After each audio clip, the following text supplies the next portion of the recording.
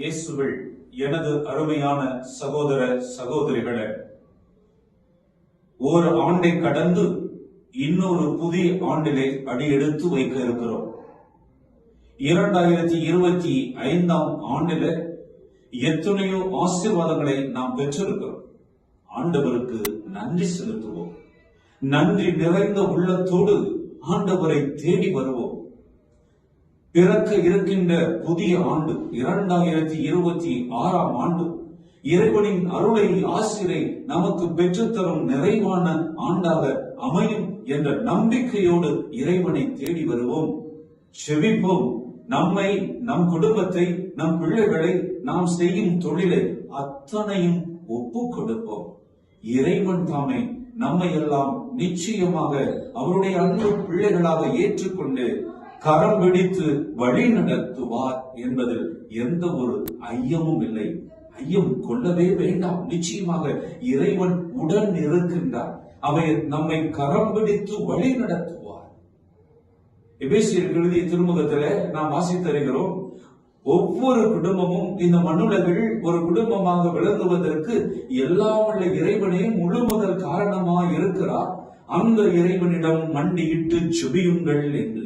ஆக நாம் ஒரு குடும்பமாக இருப்பதற்கு, இயேசுவில் நம்பிக்கை கொண்டு வாழ்வதற்கு அந்த இயேசு ஆண்டவர் தான் முழு முதல் காரணம். ஆக அவரிடமே நம்மை ஒப்புக் கொடுத்து, நம் குடும்பத்தை ஒப்புக் கொடுத்து நாம் செபிக்க வேண்டும் என்று சொல்கிறார்.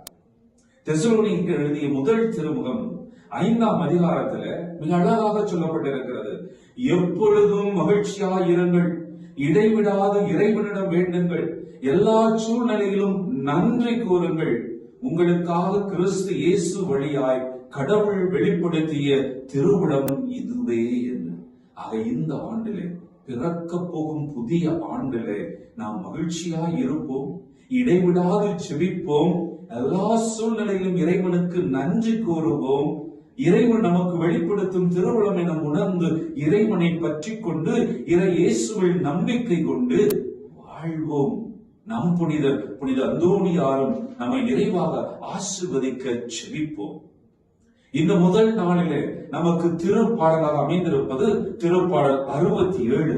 அதில் என்ன சொல்லுகிறது என்று சொன்னால், கடவுள், எல்லாம் உள்ள கடவுள் நம் மீது இரக்கம் கொண்டு நமக்கு ஆசி வழங்குவார் என்று சொல்லுகிறது. இரக்கம் நிறைந்த கடவுள் நிச்சயமாக நம் மீது இரக்கம் கொண்டு நமக்கு அவருடைய நிறைவான ஆசிரை கொடுத்து வழி நடத்துவார் என்ற ஒரு நம்பிக்கை நமக்கு வேண்டும். ஆகவே அத்தகைய நம்பிக்கையிலே இறைவன் கொடுத்த வாழ்வை இறைவனுக்கு சான்று பகிர்ந்து வாழ்வதுதான் நன்றி நிறைந்த வாழ்வு என்று உணர்ந்து நாம் இறைவனை பற்றி கொண்டு வாழ செபிப்போம், ஆசி பெறுவோம்.